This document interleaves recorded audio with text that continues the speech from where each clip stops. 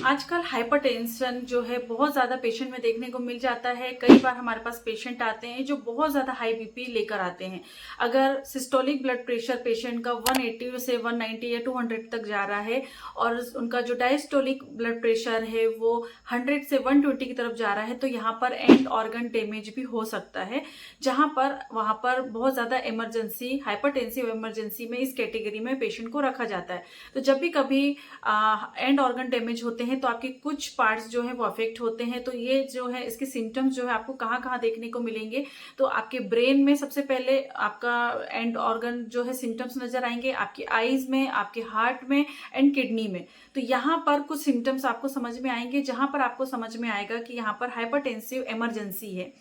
तो ऐसे पेशेंट को तुरंत से तुरंत इमरजेंसी में शिफ्ट करना होगा, रेफर करना होगा, जहां पे उन्हें आईवी फ्लूइड के थ्रू एंटी हाइपरटेंसिव मेडिसिन और कुछ मैनेजमेंट जो है प्रोवाइड किए जाते हैं।